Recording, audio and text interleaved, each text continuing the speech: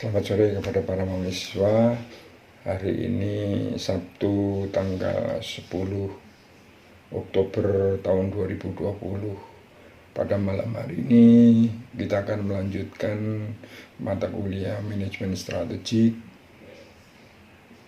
kelanjutan yang kemarin ya. Kita akan lanjutkan ke tanggung jawab sosial di dalam manajemen strategik ya. Hari ini kita membahas masalah bisnis dan lingkungan,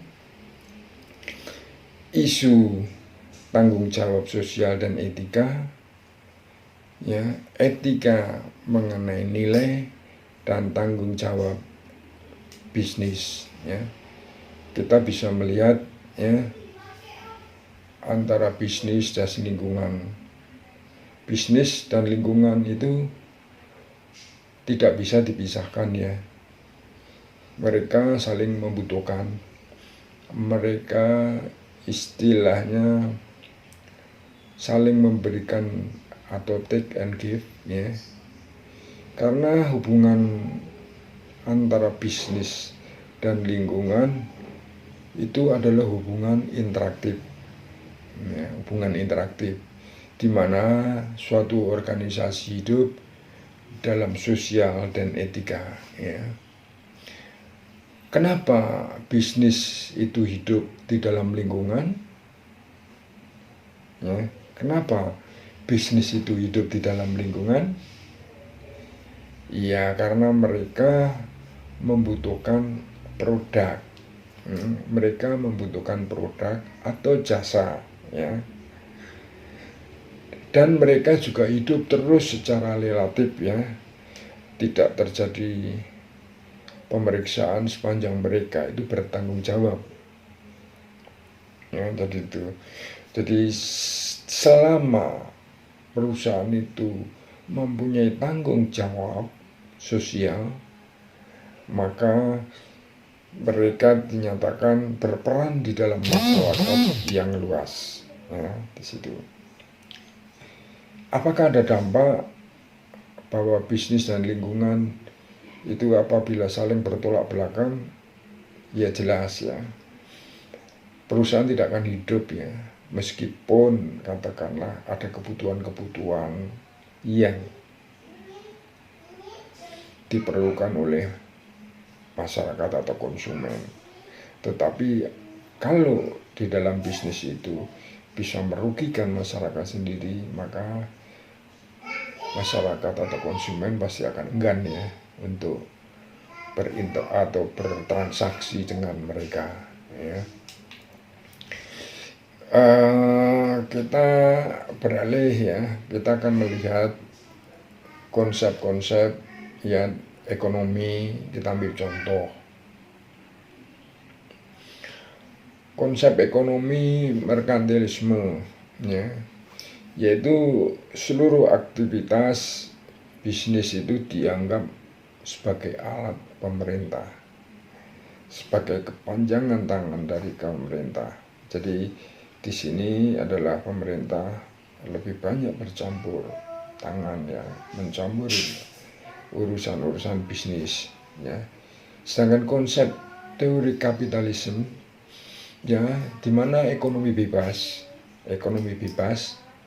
ya, itu akan memampukan individu ya. Ekonomi bebas memampukan individu melalui kepentingan pribadi ya. Kalau kita bisa melihat ya, kapitalisme itu adalah kepentingan pribadi ya, untuk memenuhi kepentingan mereka sendiri, dan dengan demikian itu akan mempunyai manfaat bagi masyarakat seluruhnya ya. Itu mungkin atau bisa disebut itu pendapat daripada Smith ya. Tapi pendapat tersebut ya, menurut Smith kan juga berpendapat lain bahwa di dalam berbisnis itu mereka menganjurkan pemerintah tidak mencampuri bisnis ya. Jadi di situ artinya pendapat itu kalau kita sebut dengan konsep teorinya ada laissez ya faire ya. Jadi itu adalah di mana pemerintah tidak boleh ikut campur tangan dalam bisnis ya. Dalam jangka pendek, kekuatan sosial itu berpengaruh terhadap keputusan ya, dan tindakan organisasi melalui kelompok dalam lingkungan kerja ya. Dalam jangka pendek ya, kekuatan sosial itu berpengaruh terhadap keputusan ya. Contohnya apa? Dalam jangka pendek ya, bahwa kekuatan sosial itu akan berpengaruh terhadap keputusan ya, tindakan organisasi melalui kelompok dan lingkungan kerja ya. Ada dalam hal ini katakanlah kekuatan sosial umpamanya terjadinya polusi ya. Dalam jangka pendek ya pasti itu akan mengubah keputusan ya perusahaan ya, dan bagaimana keputusan perusahaan itu mempengaruhi dalam lingkungan kerja ya. Itu kita ambil contoh suatu perusahaan ya mengambil keputusan ya menempatkan fasilitas manufaktur di Asia dan Amerika untuk mengurangi biaya tenaga kerja. Ya dampaknya pengaruh terhadap tenaga kerja kerah biru Amerika meningkat. Ya, artinya apa? Pemindahan ya, pabrik atau aktivitas perusahaan ke tempat lain dengan tujuan untuk mencari ya biaya tenaga kerja yang murah ya, itu mempunyai dampak yang cukup besar khususnya untuk pemegang saham, dan juga berdampak besar terhadap tenaga kerja ya. Tenaga kerja akan tidak merasa senang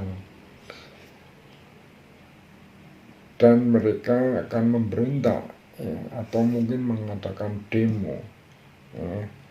Itu sedangkan keuntungan bagi stakeholder lain ya, sehingga antar stakeholder kalau kepentingannya sendiri-sendiri itu saling ya terkait, itu akan berdampak ya, akan terjadinya konflik. Kita tadi ambil contoh bahwa keuntungan di satu pihak bisa kerugian di pihak lain. Tadi kerugian di pihak tenaga kerja, terjadinya banyak pengangguran. Begitu juga dengan di pihak pemegang saham, mereka merasa senang karena merasa keuntungan mereka akan bertambah ya. Di situ sisi itu contoh kekuatan sosial berpengaruh terhadap keputusan ya. Kita bisa melihat yang isu-isu dalam tanggung jawab sosial dan etika ya. Bisnis itu harus bertanggung secara sosial ya. Bisnis harus bertanggung jawab secara sosial ya. Nah, pertanyaannya, bertanggung jawab pada siapa?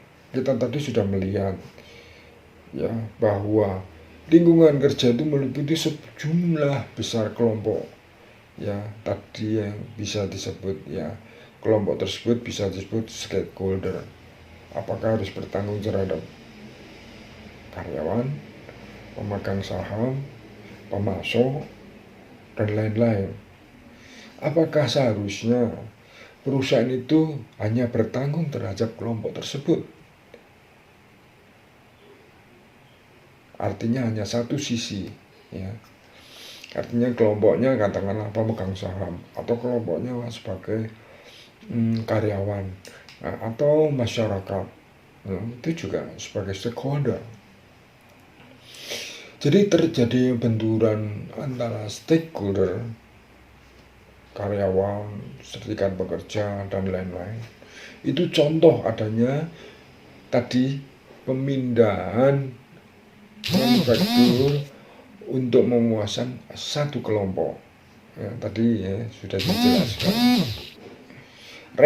Reaksi negatif lainnya adalah operasi perusahaan asing yang bisa saja ya, kalau tadi didewakan ya, kita bisa saja ya, perusahaan asing itu bisa menyalahgunakan pekerja dalam hal memberi upah yang tidak mencukupi. Itu reaksi negatifnya ya.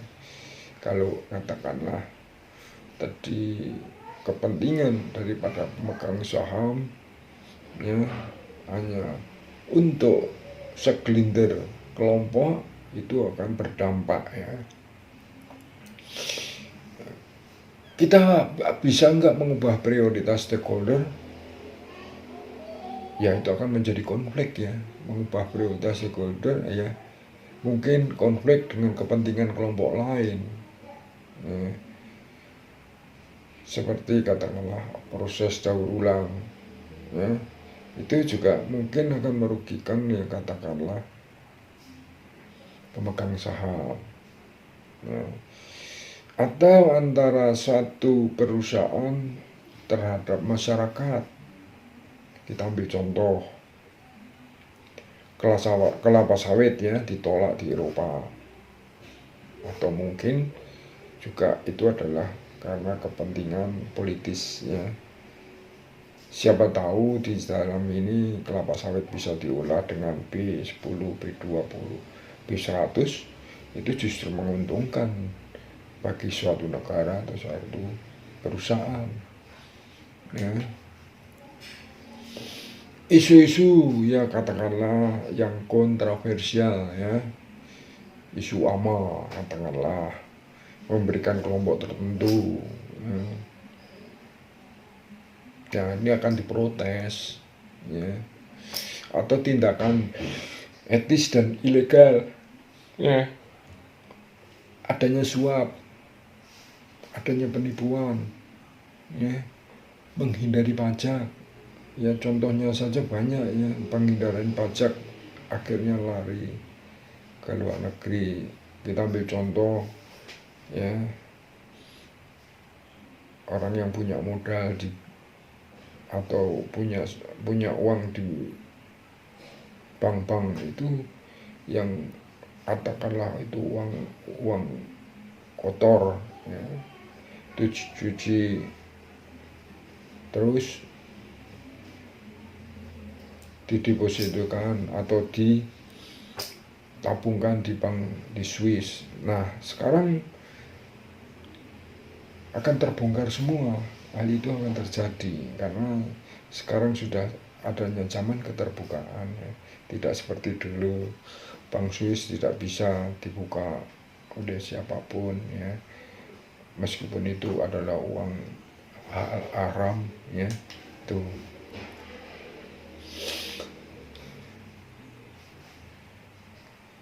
kita bisa melihat ya, lingkungan sekitar sini, katakanlah di Indonesia itu banyak pengusaha dari luar negeri ya, itu karena kesulitan masuk, maka terjadilah transaksi jual beli ya, artinya jual beli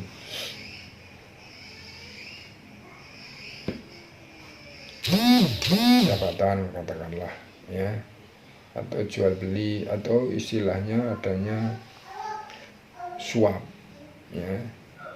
Nah di satu sisi di suatu negara suap diperbolehkan, di negara lain suap itu dilarang keras ya. Jadi di sini terjadi perbedaan budaya ya. Salah satu penyebab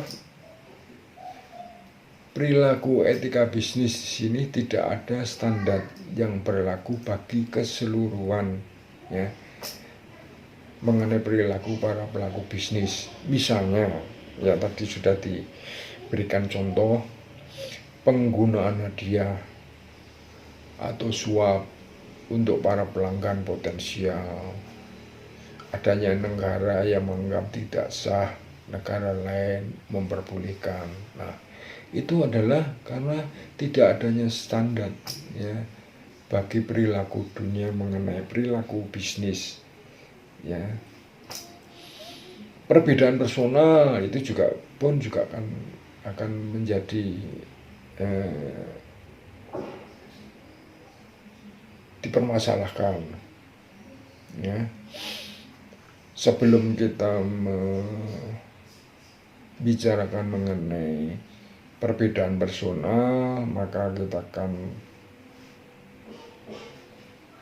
diskusikan mengenai bagaimana tahap perkembangan moral ya.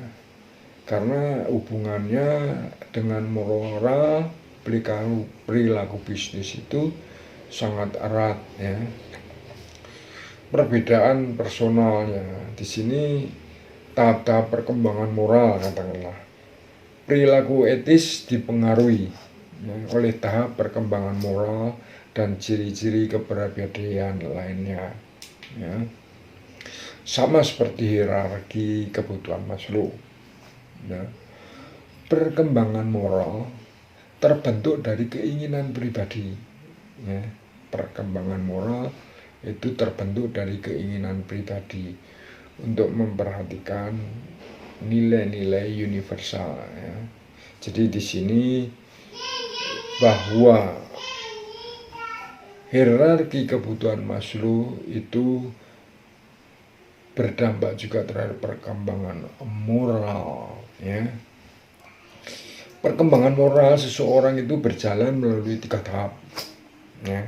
Kita bisa melihat 1 prekonvensional ya, artinya bahwa ciri-ciri perhatian diri sendiri, jadi lebih menitik beratkan pada diri sendiri ya. Katakanlah perilaku berdasarkan kepentingan personal ya. Ini akan menghindari hukuman, balasan, kompensasi dan lain-lain ya. Tahap selanjutnya adalah konvensional, tadi pre-konvensional, sekarang konvensional, ditandai dengan perhatian terhadap hukum dan norma masyarakat. Jadi untuk yang tahap kedua itu dia perhatian juga terhadap hukum dan norma-norma di dalam masyarakat ya. Yang selanjutnya adalah prinsipil ya. Prinsipil mempunyai ciri ya ketaatan pribadi ya terhadap moral internal ya, artinya individu pada tingkat memperhatikan norma-norma atau hukum untuk mencari nilai atau prinsip universal ya. Ini sama kalau istilahnya di Maslow itu sudah masukin tahap yang kelima ya, aktualisasi ya. Konsep ekonomi ya, kita berbicara mengenai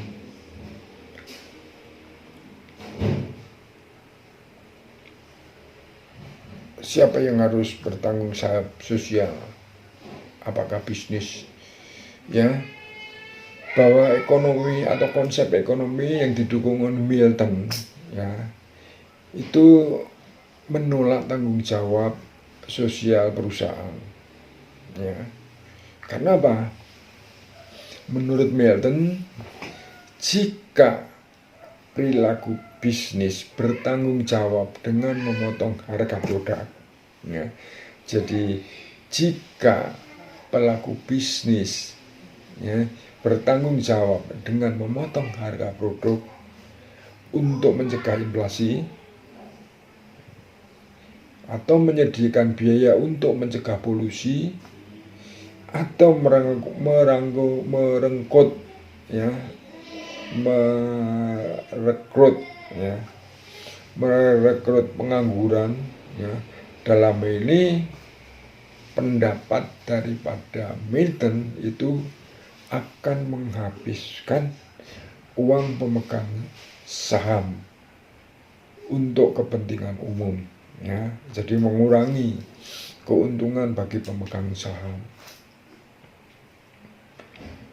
Nah, kita berlanjut ke tanggung jawab bisnis ya.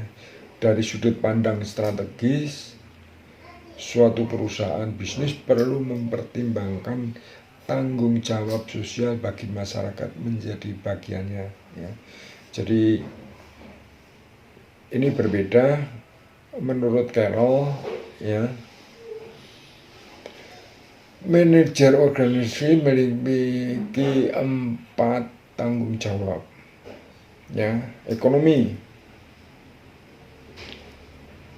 jadi organisasi itu tanggung jawabnya memproduksi. Kalau dia tidak ada produk atau jasa, apa yang mau dijual? Nah, itu satu. Hukum itu ditentukan oleh pemerintah. Jadi perusahaan harus taat ya, terhadap hukum.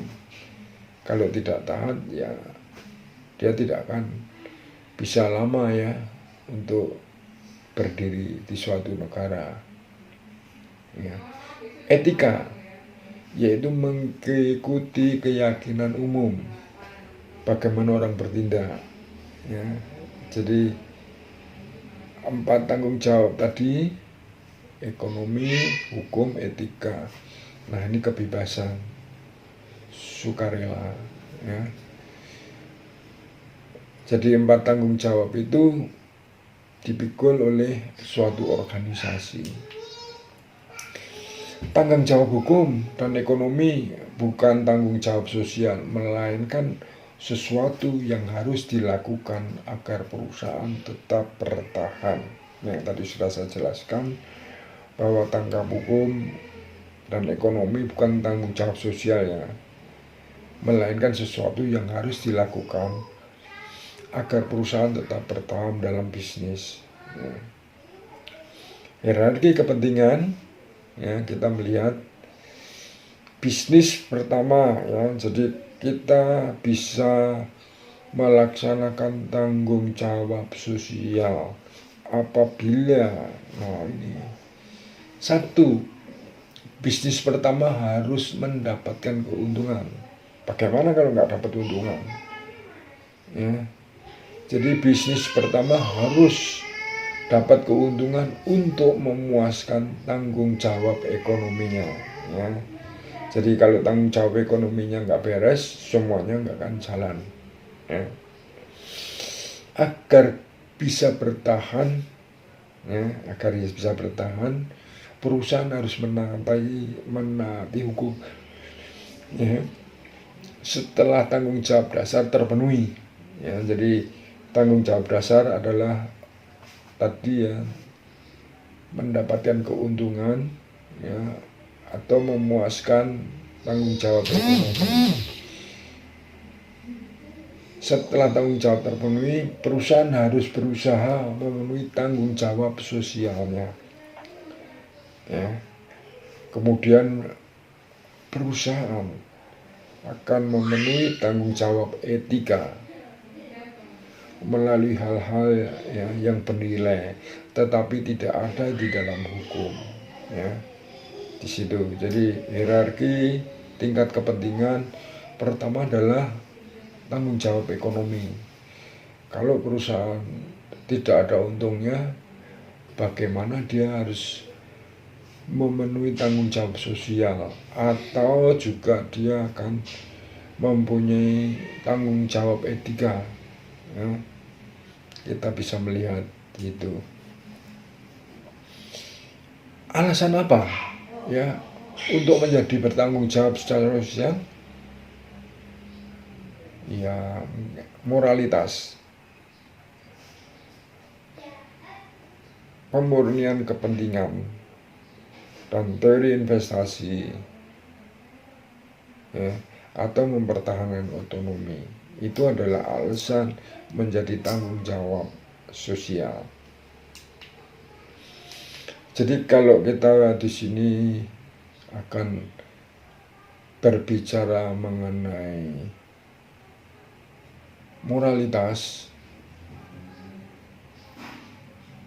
bagaimana suatu perusahaan mempunyai moral yang baik kalau dia tidak mempunyai atau tidak bisa, ya, bertanggung jawab, ya, khususnya untuk tanggung jawab ekonominya. Jadi tanggung jawab ekonomi merupakan suatu dasar bagi perusahaan untuk melangkah ke depan, ya, di mana perusahaan akan memenuhi kebutuhan-kebutuhan atau tanggung jawab lainnya, ya. Perusahaan baru bisa memenuhi tanggung jawab etika itu, ya, ketika bisnis, ketika dia bisa menaati hukum, ya, itu terpenuhi semua, ya. Kalau tidak, ya agak sulit. Itu bisa dikatakan punya tanggung jawab sosial yang baik, ya. Untuk hierarki tingkat kepentingan, ini adalah yang khusus Anda harus camkan, ya.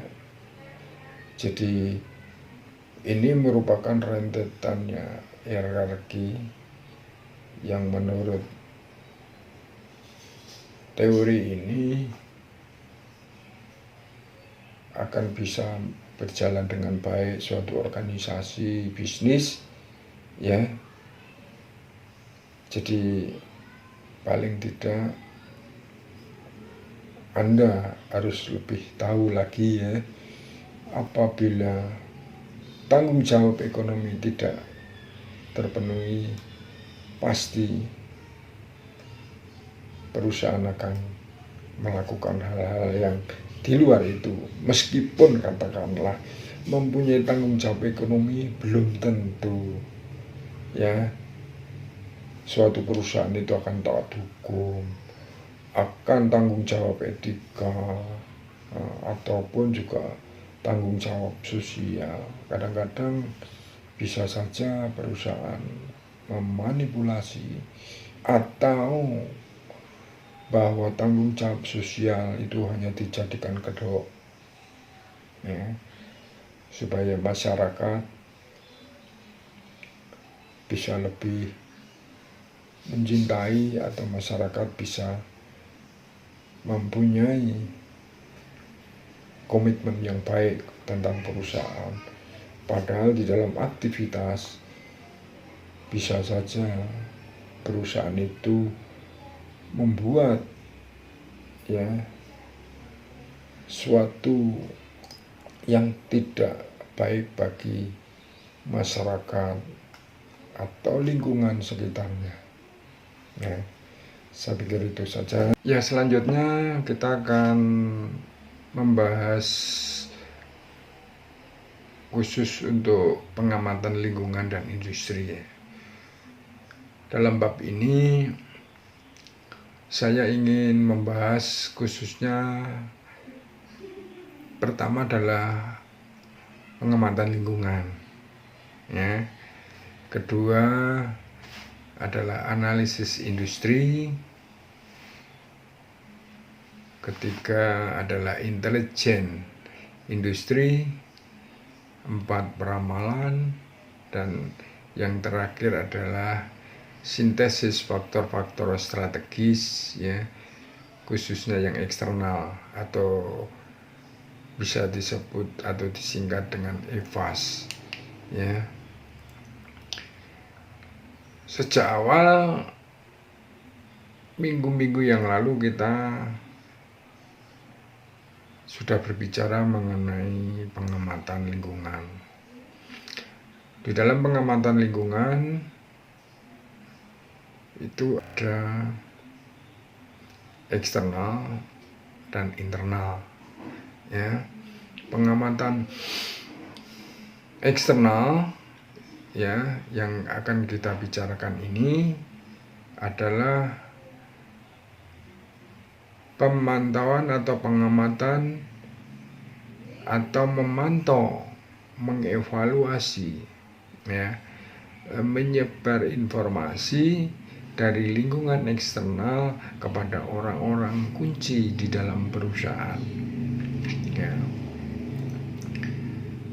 Jadi faktor lingkungan itu menjadi kunci bagi manajemen ya untuk menghindari kejutan strategis dan memastikan kesehatan manajemen dalam jangka panjang. Jadi ada manajemen yang sehat, ada manajemen yang nggak sehat. Dan di sini sebagai kunci atau alat manajemen untuk menghindari kejutan. Jadi jangan sampai di dalam suatu organisasi justru lingkungan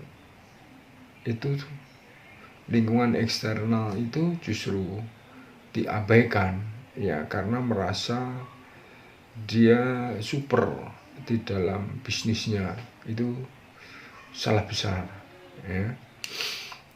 Pengamatan lingkungan itu harus ya mengetahui variabel-variabel, katakanlah lingkungan sosial, lingkungan kerja yang akan dipantau dan dievaluasi dalam penyebaran informasi. Termasuk di dalam lingkungan umum juga tidak langsung berhubungan dengan aktivitas jangka pendek ya. Tapi seringkali keputusan jangka panjang itu diikut sertakan ya. Apa sih variabel-variabel lingkungan yang akan diamati? Yaitu adalah kekuatan ekonomi ya, itu satu. Kedua, kekuatan teknologi bagi perusahaan, kekuatan politik dan hukum ya, dan kekuatan sosial budaya. Nah, itu adalah variabel-variabel lingkungan. Jadi banyak sekali yang harus dipantau ya. Dalam hal ini adalah lingkungan eksternal ya. Sedangkan lingkungan kerja itu apa? Ya, termasuk elemen yang berpengaruh langsung ya pada perusahaan dan pada gilirannya akan dipengaruhi oleh perusahaan. Termasuk dalam kelompok ini adalah pemerintah, komunitas lokal ya, pemasok, pesaing, asosiasi pedagang, pelanggan, kreditur, atau tenaga kerja dan serikat pekerja, dan kepentingan-kepentingan kelompok lainnya ya. Itu adalah lingkungan kerja. Jadi kenapa kita harus melihat lingkungan kerja? Ya, pertama kita harus mengenal lingkungan kerja itu ya perlu memonitor dan memahami keinginan setiap kelompok ya. Di satu sisi adalah pemegang saham atau kebutuhan-kebutuhan perusahaan. Setiap kelompok mempunyai kriteria sendiri untuk menentukan seberapa baik kinerja perusahaan. Manajemen juga harus dituntut peduli. Itulah bagaimana kita harus memahami lingkungan. Nah, di dalam lingkungan industri itu ada kelompok perusahaan yang memproduksi barang atau jasa yang berupa seperti jasa keuangan, minuman ringan, dan lain-lainnya. Itu adalah kelompok industri. Pemeriksaan tentang kepentingan kelompok, pemegang saham, dan lingkungan kerja perusahaan sering disebut analisis industri. Jadi analisis industri itu adalah pemeriksaan tentang pentingnya kelompok pemegang saham dalam lingkungan kerja perusahaan, ya. Di situ kita akan perlihatkan, ya, khusus untuk kekuatan-kekuatan yang memacu pesaing industri, ya, kekuatan-kekuatan yang memacu ya persaingan dalam industri itu ada 5, ya. Kita bisa melihat di gambar, ya. Satu adalah pendatang baru, ya. Kedua adalah pembeli, ketiga produk pengganti, keempat pemasok, dan kelima adalah stakeholder lainnya, ya. Untuk itu kami akan jelaskan masing-masing. Ya, pemicu di mana adalah laba diukur dengan tingkat pengembalian investasi modal. Itu adalah persaingan-persaingan dalam industri. Ada 5 kekuatan, ya, menurut Porter. Mengacu kekuatan persaingan tadi, ya, kita sudah jelaskan ancaman, pesaing baru, pemasok, pembeli, produk pengganti, intensitas persaingan antar pesaing, ya. Pada saat mengamati lingkungan, ya, perusahaan berkonsentrasi pada perusahaan yang menjadi pesaing langsung, ya. Jadi jangan sampai bukan pesaing diamati, ya.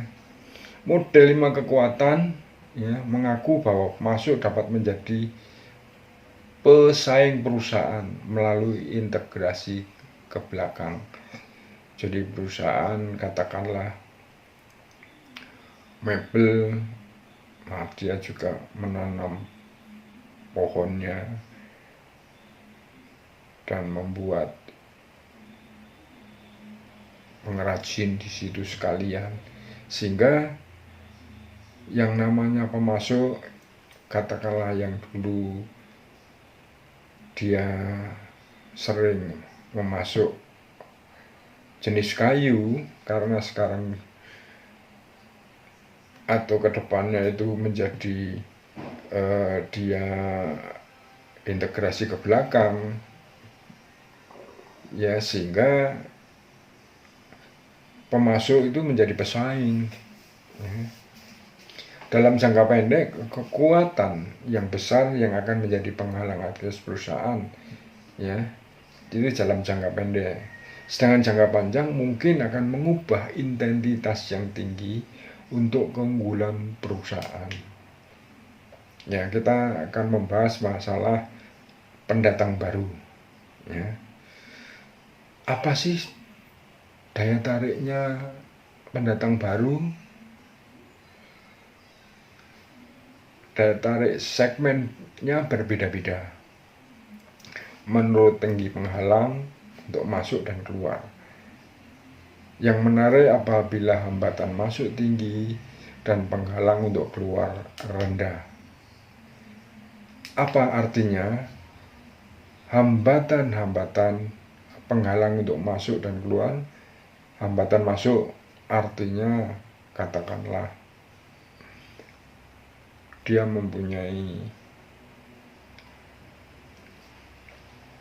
modal yang harus besar, seperti katakanlah industri pesawat. Tidak setiap orang bisa mendirikan, ya, pabrik pesawat. Mungkin, yaitu penghalangnya menjadi tinggi. Berbeda kalau kita katakanlah, oh, saya akan menjual pecel, nasi pecel. Setiap orang mungkin bisa, karena hambatan untuk masuk itu rendah, ya, modalnya sedikit. Atau orang mau bikin industri kereta api, nah itu sulit, modalnya juga besar, teknologinya, tenaganya, dan lain-lain. Itu hambatan masuk ya. Jadi hambatan masuk itu akan menghambat seseorang karena memang harus membutuhkan modal yang begitu besar. Dan untuk keluar, katakanlah, gampang atau tidak?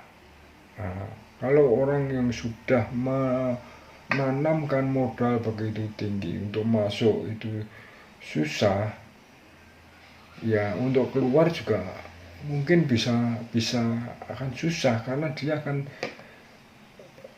melihat ya bukan hanya membuat keputusan hanya keluar, tapi bagaimana nasib karyawan, utangnya bisa lunas atau tidak, dan lain-lain ya.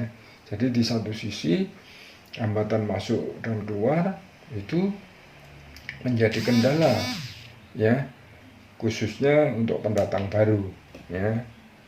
Katakanlah tadi ya, skala ekonomi ya adalah keunggulan biaya ya yang berhubungan dengan ukuran yang besar. Ya, tadi sudah dijelaskan. Mereka menghalangi pendatang. Jadi mereka memaksa pendatang baru itu memasuki industri berskala besar. Itu hambatan-hambatannya. Biasanya tinggi. Risikonya ya mungkin bisa aja balas dendam ya bagi perusahaan yang sudah ada atau masuk dalam industri dengan berskala kecil dan menerima kerugian biaya. Jadi bagi perusahaan kendala masuk dan keluar itu menjadi perhatian bagi yang bersangkutan. Apa sih ancaman pesaing yang sudah ada? Ya, tadi pesaing baru, ancaman pesaing yang sudah itu apa?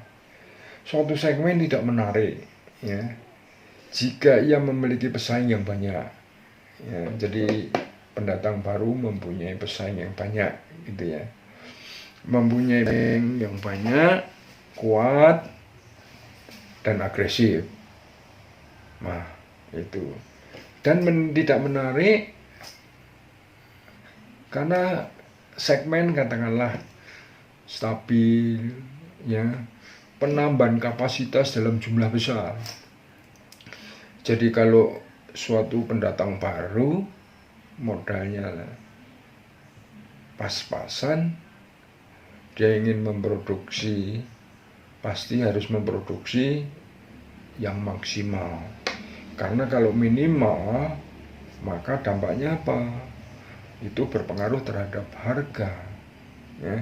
Karena di dalam hal ini pesaing yang sudah ada itu sudah kapasitasnya sudah optimal, sehingga harganya bisa ditekan.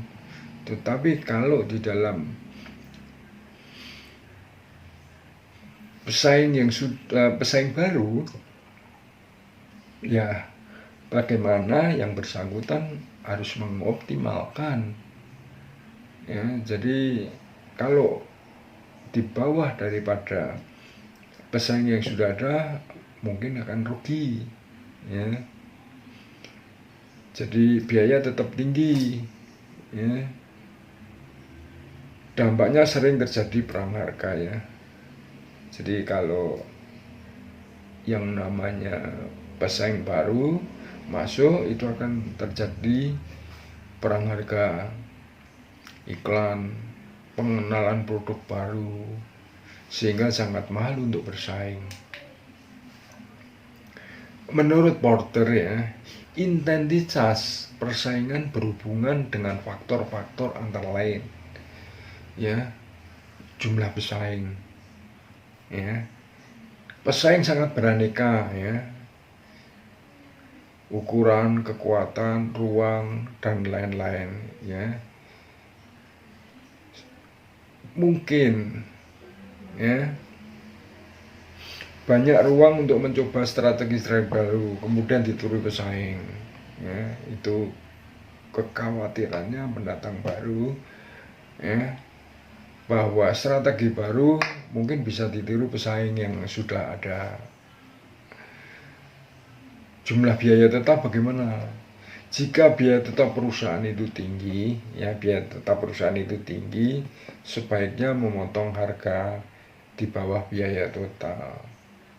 Paling tidak untuk menutup biaya tetapnya, ya kita ambil contoh aja di penerbangan ya. Karena di biaya penerbangan itu biaya operasionalnya, ya biaya tetapnya itu tinggi.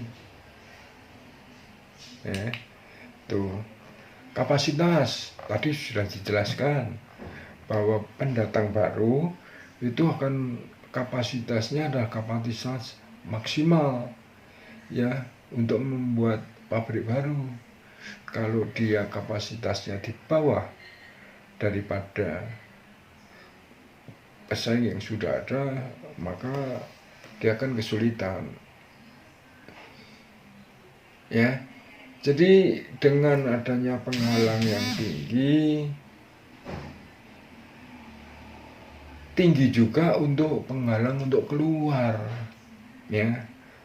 Penghalang untuk keluar, menjaga supaya tidak keluar dari industri, penghalang tersebut biasanya berupa katakanlah aset. Kalau saya mau keluar, aset saya mau diapakan? Terus bagaimana loyalitas manajemen? Ya, itu. Jika tingkat tertentu perusahaan sulit keluar, ya, maka perusahaan akan meneruskan persaingan sepanjang tidak mengalami kerugian. Ya. Jika tidak sulit untuk keluar, maka perusahaan ya akan meneruskan persaingan ya sepanjang tidak mengalami kerugian. Diversitas pesaing memiliki banyak wilayah, ide, strategi, budaya perusahaan. Mereka sering melakukan jalan pintas ya di situ.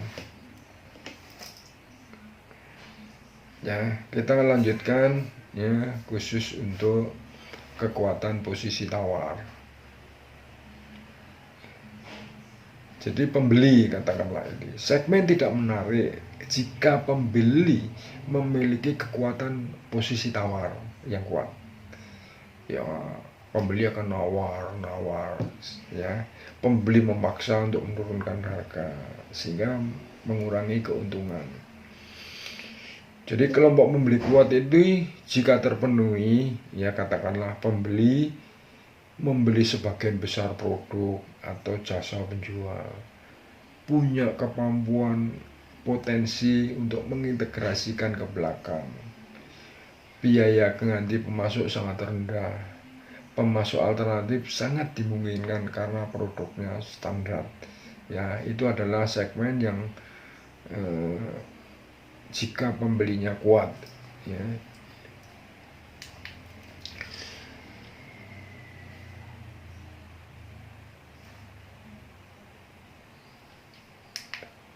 Ancaman tadi, kekuatan posisi tawar itu dampaknya terhadap keuntungan juga kecil. Kalau yang namanya posisi tawar membeli dengan tingkat potongan atau harga yang relatif hampir sama dengan harga pokoknya, itu akan membuat perusahaan sulit untuk berkembang ya. Sekarang ancaman produk substitusi atau pengganti ya. Suatu segmen tidak menarik ya jika terdapat substitusi aktual atau potensial ya. Substitusi membatasi harga dan laba yang dihasilkan. Persaingan ketat, kemajuan teknologi akan menurunkan harga. Kita ambil contoh, ada pen ya, Montblanc katakanlah asli, ada juga produk yang imitasi ya, sehingga akan bersaing. Dalam hal ini bersaing secara legal, karena apapun produk asli akan dikalahkan atau artinya akan mengalami kerugian, ya situ. Jadi sebenarnya kalau secara terus terang bahwa itu sebenarnya bukan bersaing tapi adalah menghalangi, khususnya bagi produk-produk yang original, ya artinya akan menurunkan harga, akan menurunkan laba dan lain-lain. Mungkin citranya juga banyak nanti akan kurang dipercaya, meskipun katakanlah itu asli, kadang-kadang masih perlu dipertanyakan, ya. Terus yang keempat adalah ancaman peningkatan kekuatan atau posisi tawar pemasok. Nah, kalau tadi adalah posisi tawar pembeli, sekarang adalah pemasok. Segmen tidak menarik, ya, jika pemasok mampu menaikkan harga.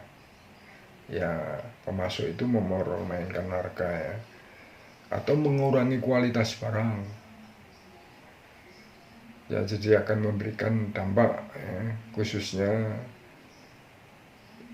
bagi konsumen, ya. Kadang harga naik, kualitasnya bisa turun, ya. Pemasok kuat, ya, jika syarat berikut ini terpenuhi. Jadi pemasok itu kuat kalau mempunyai syarat. Industri pemasok didominasi sedikit perusahaan. Jadi industri itu ya cuman sedikit, ya, artinya tidak banyak pesaing, ya. Produk pengganti tidak tersedia, ya. Jadi kalau produk-produk pengganti itu ada, mungkin ya pemasok itu akan kesulitan. Pemasok dapat mengintegrasikan ke depan, ya. Ya, jadi ke depan, ya, atau jasanya yang unik, katakanlah begitu. Jadi kekuatan pemasok itu relatif bisa mempermainkan harga, ya. Berbeda tadi dengan kekuatan pembeli, ya. Pembeli juga bisa menawar, ya. Kekuasaan ada di tangan penjual, tetapi di satu sisi kekuatan pemasok itu bisa memainkan harga dan kualitas. Dan yang terakhir adalah kekuatan relatif stakeholder, ya. Berbagai kelompok stakeholder dari lingkungan kerja, tingkat kepentingan sangat berwarna pada setiap industri, ya, di situ. Intelijen industri, ya. Apa itu intelijen industri? Penelitian menunjukkan banyak orang yang melakukan pengamatan, ya, intelijen pengamatan terhadap lingkungan secara formal dan individu, ya. Mereka memperoleh informasi dari berbagai sumber seperti, jadi intelijen itu mereka akan mengamati, ya, lingkungan itu lewat berbagai informasi dari pelanggan, dari pemasok, dari pegawai, konsultan, dan lain-lain. Yang dilaporkan bahwa pelanggan berperan sebesar 80% dalam semua inovasi produk. Yaitu dalam penelitian-penelitian yang telah lalu itu menunjukkan, ya, pelanggan berperan sebesar 80% dalam semua industri produk, ya. Sebagian perusahaan itu mengandalkan pihak-pihak luar, ya, untuk mendapatkan data-data lingkungan. AC Nielsen, ya, atau AC Nielsen Company itu menyediakan data, ya, yang berkaitan dengan pangsa merek, harga, eceran, persediaan, dan lain-lain. Manajemen dapat membeli informasi, ya, mengenai kondisi pasar, pesaing produk baru maupun para penjual informasi. Ya, sekarang zamannya informasi itu semua bisa terbuka, data-data bank pun bisa dijual lewat pasar gelap, ya, sehingga banyak nasabah yang dirugikan, ya, di situ. Namun ada beberapa perusahaan yang memilih menggunakan mata-mata, bukan intelijen, istilahnya menggunakan mata-mata dalam bentuk intelijen untuk memperoleh informasi secara langsung dari pesaing, ya, itu. Jadi ada bisa lewat katakanlah pelanggan, bisa lewat pemasok, pegawai bank, dan lain-lain, ya. Sehingga kalau yang lewat secara langsung itu memperoleh informasi secara langsung, yaitu memilih menggunakan mata-mata, ya istilahnya sama, ya, intelijen dan mata-mata, tapi secara langsung, ya. Itu peramalan, ya, sudah mengumpulkan informasi mengenai lingkungan, ya. Perusahaan harus menganalisis kecenderungan yang ada, ya, dalam menemukan arah masa depan, ya. Pada perencanaan strategi, kebanyakan perusahaan sekitar 5-10 tahun ke depan, ya, itu biasanya. Perencanaan jangka panjang itu penting, ya, karena perusahaan memiliki aset yang besar, ya. Sebagian besar perusahaan harus, ya, mendasarkan perencanaan masa depan, ya, pada peramalan-peramalan, ya, atau seperangkat asumsi yang dapat diperoleh dari visi, ya. Bagaimana teknik peramalannya? Ya, bisa eksplorasi, ya, ekstrapolasi, ya. Jadi ekstrapolasi adalah perluasan kecenderungan saat ini dalam masa depan. Kecenderungan saat ini katakanlah menaikkan pendapatan penjualan, ya, 10% atau 15%, ya. Tipe tersebut mendekatkan, ya, atau melibatkan metode time series, ya, ke masa depan, atau bisa peramalan lewat brainstorming, yaitu pendekatan kualitatif yang melakukan kehadiran orang-orang dengan mengetahui, ya, mengenai situasi yang akan diprediksi. Katakanlah apa ide kecenderungan dibangun pada ide di awal sampai tercapainya konsensus. Katakanlah teknik tersebut mengandalkan perasaan daripada teknik kuantitatif, ya. Jadi pakai perasaan. Atau tadi brainstorming, ya, terus ekstrapolasi, ya, yang sekarang adalah model statistik, adalah teknik kuantitatif yang berusaha, ya, menemukan faktor-faktor penjelas yang menghubungkan dua atau lebih time series. Katakanlah analisa regresi atau metode ekonometrik lainnya, ya, itu. Sekarang kita akan bisa melihat sintesis faktor-faktor strategis eksternal, ya, atau IFAS. Ya, setelah manajer strategi meneliti kondisi, ya, mengidentifikasi faktor-faktor strategis organisasi, ya, mereka merangkum, menganalisis, ya, ke dalam bentuk ringkasan analisis faktor-faktor eksternal.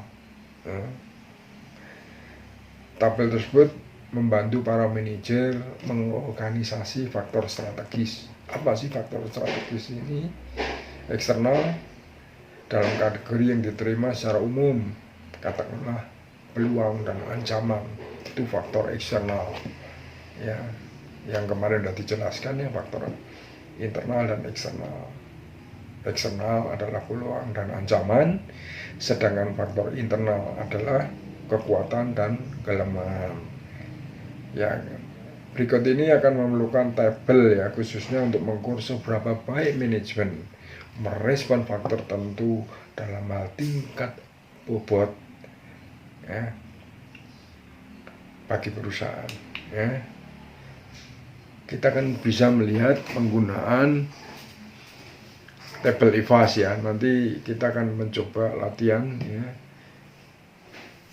bagaimana kita akan melihat tabel-tabel IFAS. Ya, kita lanjutkan.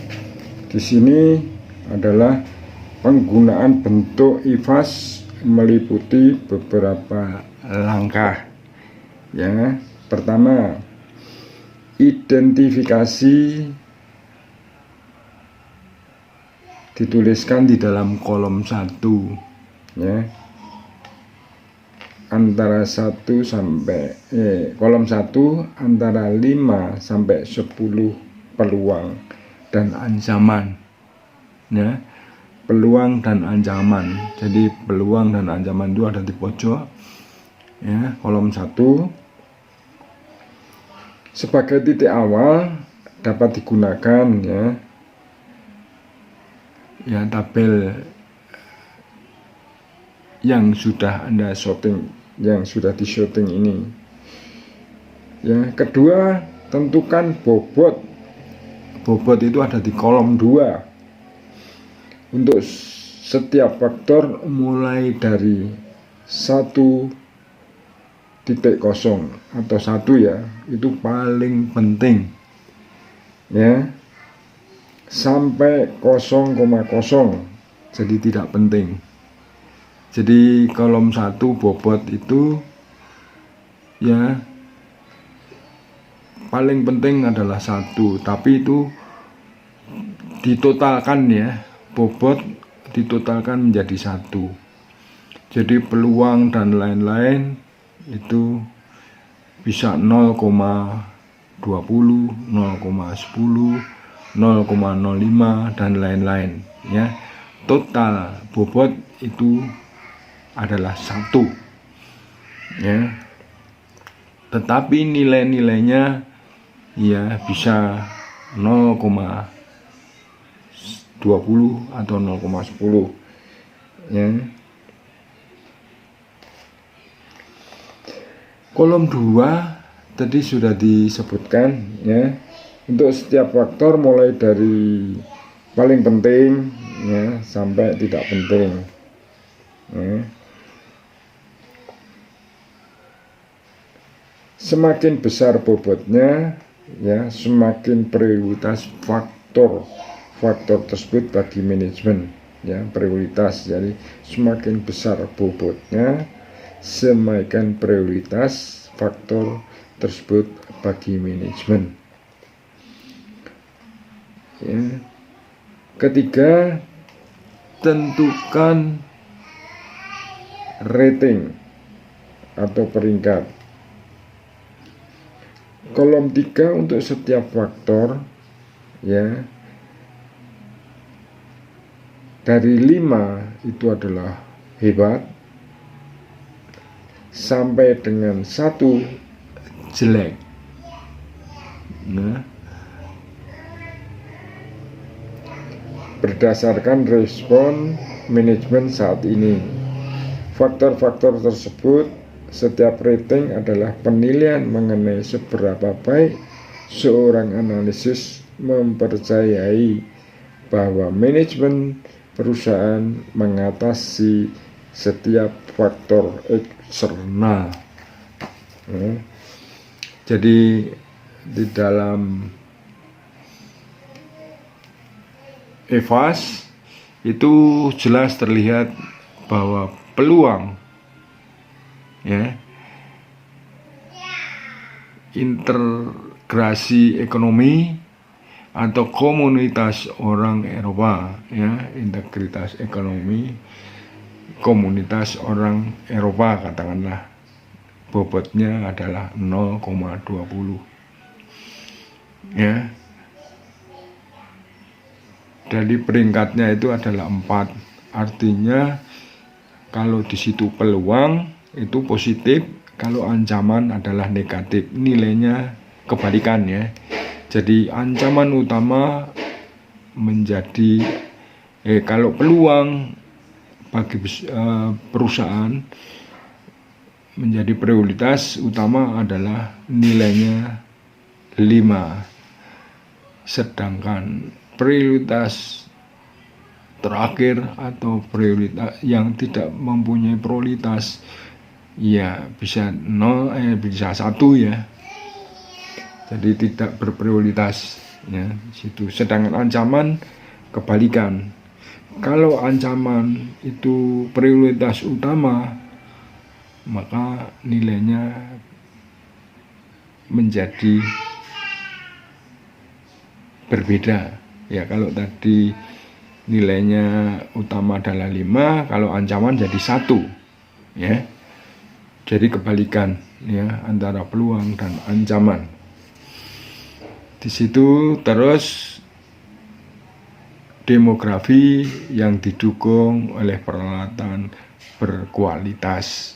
Artinya mempunyai bobot ya. Bobot itu ditentukan oleh manajemen. Peringkat juga bisa ditentukan oleh manajemen ya. Jadi di sini EVAS itu mengupas mengenai masalah eksternal strategi ya perusahaan yang berkaitan dengan perusahaan-perusahaan lain. Jadi kalau di sini total bobot adalah 1, sedangkan ya bobot kali peringkat adalah 3,15. Artinya perusahaan itu ya masih di tengah-tengah ya. Ya tidak jelek sekali ini. Jadi perusahaan akan berusaha dalam hal strategi ya, karena strategi ini nanti akan bisa membandingkan dengan perusahaan sejenis ya. Jadi kita bisa melihat peluang ya. Jadi kalau kita bisa melihat perusahaan, kekuatan utama perusahaan apa katakanlah. Jadi katakanlah menjadi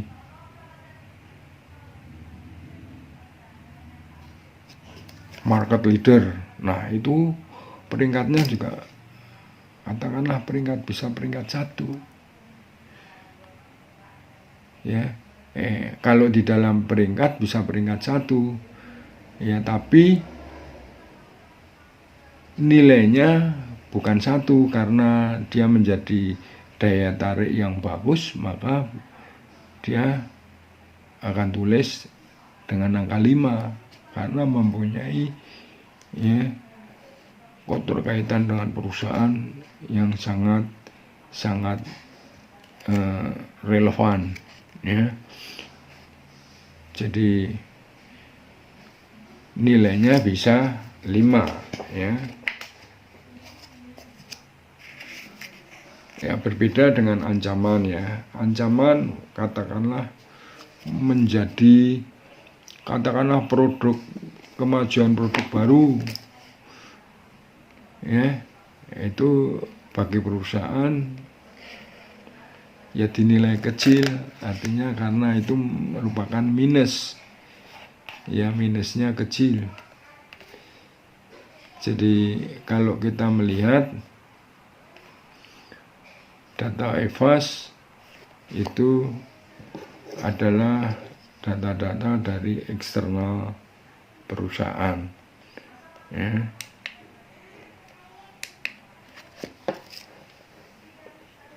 Nanti berikutnya adalah data-data IVAS internal ya.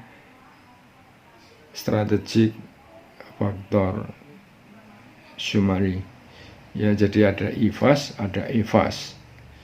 Ya, IFAS itu khususnya mengenai internal perusahaan, ya, di dalam arti adalah khususnya mengenai kekuatan dan kelemahan. Ya, tuh saya pikir itu aja dari saya. Terima kasih. Kita akan lanjutkan lagi. Ya, untuk tugas mandiri Anda coba khususnya di dalam pekerjaan Anda, ya. Ya, buat diagram seperti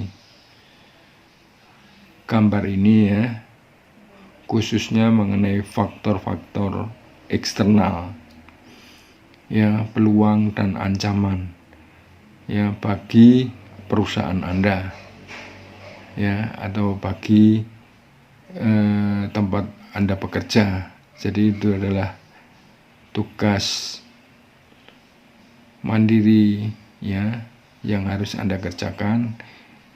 Ya, jadi nanti tugas mandiri ini akan digabung dengan, ya, minggu depannya yaitu IFAS. Jadi EFAS dan IFAS itu akan dijadikan satu sehingga menjadi komplit, ya. Jadi itulah yang disebut dengan analisa, ya, SWOT. Ya, kekuatan, kelemahan, ya, peluang dan ancaman. Ya, saya pikir untuk itu, ya, saya akhiri. Assalamualaikum warahmatullahi wabarakatuh. Terima kasih.